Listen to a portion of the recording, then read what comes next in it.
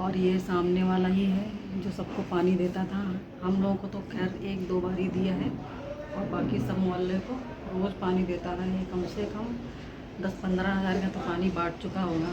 सबने सुबह का नाश्ता कर लिया है, अब डोसे के लिए दाल चावल बिन लेते हैं। गर्मी अभी भी है क्योंकि हम लोग सबसे ऊपर वाले माले में रहते हैं। यहाँ मम्मा ने दाल चावल धो करके रखे हैं, ये डोसा बनाने के लिए हैं।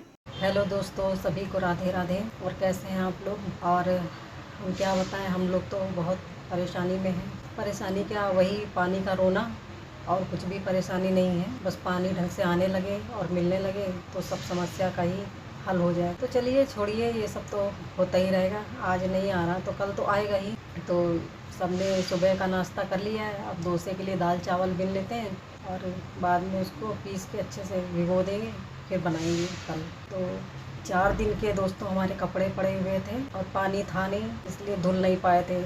तो आज धोए हैं थोड़ा थोड़ा पानी लेके, लेकिन फिर भी वो साफ़ नहीं हुए। बस काम चलाओ धो लिए हैं जैसे तैसे। अभी तो ऐसे ही धो लिए हैं, जब पानी आएगा ढंग से तब अच्छे से सब साफ़ सफाई हो जाएगी। जिस तरीके से भगवान रखे उसी तरीके से रहना पड़ता है, और कुछ नहीं, बाकी तो सब ठीक है।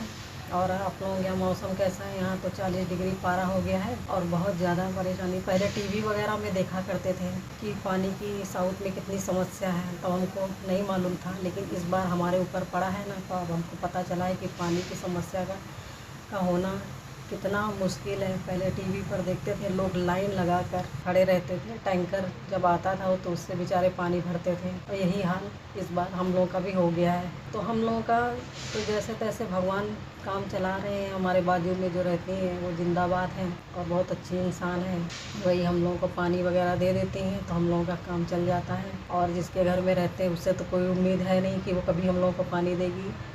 नल में पानी आता है, अगर वो एक बार देना चाहे तो आराम से दे सकती है, लेकिन वो देना नहीं चाहती है। पता नहीं क्यों ऐसा करे, हमको नहीं मालूम है। शायद हम लोगों से घर खाली करा के बड़े किराया लेना चाहती है, इसलिए ऐसा कर रही होगी।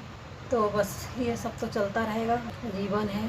जिस तरीके से ईश्वर रखेगा उस तरीके से रहना पड़ता है। हम तो भगवान से यही प्रार्थना करते हैं कि बारिश हो जाए तो अच्छा है। हम लोगों को तो इंसान है, पानी मिल जाता है, लेकिन ये पशु पक्षी पेड़ पौधों के लिए और किसानों के लिए भी बहुत ज़रूरत है इस समय बारिश की। पूरे भारत में, देश विदेश में, सब जगह यही हाल है। मतलब पानी की समस्या का तो हमको नहीं मालूम है, लेकिन गर्मी तो सब जगह वैसे ही पड़ रही है। कहीं कहीं बारिश हो भी जाती है तो अच्छा हो जाता है मौसम। हम लोग भी आसमान तकते रहते हैं, कभी ना कभी तो भगवान बारिश कराएंगे ही। तो थोड़ा बारिश हो जाए तो मौसम ठंडा हो जाए, मौसम ठंडा हो जाए तो काम करने में भी मन लगता है। ऐसे काम करने की भी इच्छा नहीं करती है। और रात को लेटो दोस्तों तो पंखे की हवा भी काम नहीं कर रही है। वो पसीना ऐसा बहता जा रहा है जैसे कि मतलब पानी की तरह पसीना बहता रहता रात भर, और गर्मी के मारे नींद नहीं आती। चलो क्या कहते हैं, दिन में इतना हो जाता है तापमान, लेकिन रात में भी वैसे ही भयानक गर्मी रहती है, 40 डिग्री पारा। और अभी तो सुना है कि और इससे भी ज़्यादा बढ़ेगी गर्मी। तो अब देखिए क्या होता है, जो होगा सो देखा जाएगा। क्यों चिंता करना, चिंता कर कर के वैसे भी हम लोग बहुत परेशान हो गए हैं, और अब चिंता करने से कोई फ़ायदा नहीं है, क्योंकि होगा वही जो ईश्वर की मर्ज़ी होगी। इसलिए अब सब कुछ उनके ऊपर ही छोड़ दिया है। तो दोस्तों ये 4 दिन के कपड़े हो गए हैं, इकट्ठे हो गए थे, पानी की वजह से धुल नहीं पा रहे थे। आज थोड़ा थोड़ा पानी करके धोए हैं, पर अच्छे से साफ़ नहीं हुए हैं। जब कभी पानी आएगा तो अच्छे से धुल जाएंगे, उसकी कोई टेंशन नहीं है। और धूप देखिए कितनी ज़्यादा निकली हुई है, बहुत तेज़ धूप है इस समय। 40 डिग्री पारा हो गया है, और बादल कहीं भी नहीं, आसमान एकदम साफ़ है। और देखिए इसका घर इतना बन के तैयार हो गया है, और ये सामने वाला ही है जो सबको पानी देता था।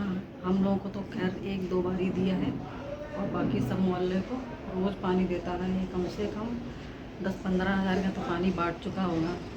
और इसकी एक सामने वो बिल्डिंग बनी हुई है, सब किराए पर उठे हुए हैं दोस्तों। और बादल देखिए एकदम, आसमान एकदम साफ़ है, कहीं भी बारिश होने की कोई भी संभावना नहीं है कि बारिश होगी भी। और सन्नाटा इतना है, कोई गर्मी की वजह से बाहर निकल नहीं रहा है, सब अपने अपने घरों में बैठे हुए हैं। जिसके पास एसी, कूलर, पंखा है वो आराम से चला कर बैठे हुए हैं। A few moments later.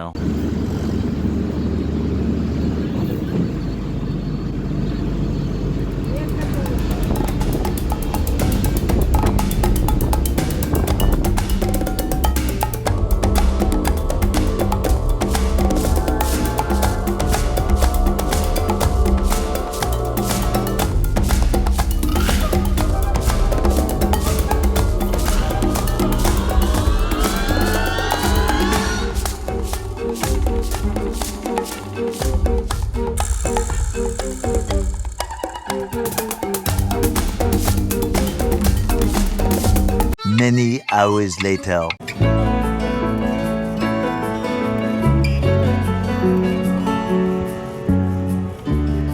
जब हम लोग इतनी गर्मी में झुलस करके घर आ गए थे तब जा कर के थोड़े से बादल आए थे और बहुत हल्की हल्की सी ठंडी ठंडी हवा चल रही है और बहुत थोड़ी सी बारिश हुई थी, 2-4 बूंदे पड़े थे। और फिर भी मतलब मौसम थोड़ा सा तो बेटर हुआ, बहुत ज़्यादा गर्मी थी। गर्मी अभी भी है क्योंकि हम लोग सबसे ऊपर वाले माले में रहते हैं और गर्मी तो रहती ही है। गर्मी में बारिश हो जाए, वो भी होए ना, 1-2 बूंदे पड़ जाए तो और गर्मी बढ़ जाती है। अंदर जो दंदक होती है, गर्मी होती है घर के अंदर की, वो तो नहीं निकली है, लेकिन फिर भी बाहर तो मौसम थोड़ा सा ओके हो गया है।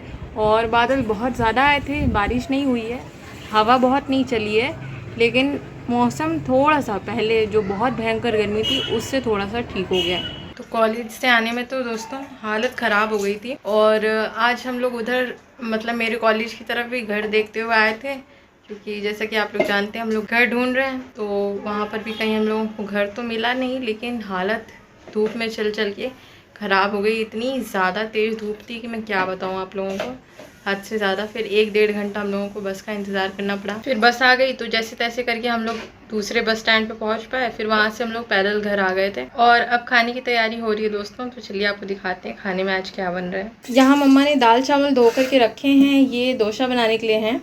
और यहाँ पर सामने दाल चढ़ा दी है, तो आज मसूर की दाल बन रही है छिलके वाली। और यहाँ पर मम्मा ने रात में बनाने के लिए चावल भिगो दिए थे, अभी ये धुले नहीं है, इनको धुलना बाकी है। तो यहाँ पर रात के लिए चावल भीग रहे हैं। और दोस्तों मैंने लगा लिया था तेल बालों में, बहुत पिछले बार तो बालों की हालत ख़राब हो गई थी और बहुत ज़्यादा बाल टूटे थे। तो मुझे ऐसा लग रहा था कि मतलब पानी नहीं है, कोई बात नहीं, नहीं धुल पाएंगे तो ना धुल पाएँ, गर्मी भी बहुत ज़्यादा है, लेकिन बाल कम से कम उलझेंगे तो कम। तो फिर तेल मैंने लगा लिया था और खाना पीना हम लोगों ने खा लिया दोस्तों। तो रखते हैं इस ब्लॉग को यहीं तक, मिलते हैं आप लोगों से अगले ब्लॉग में।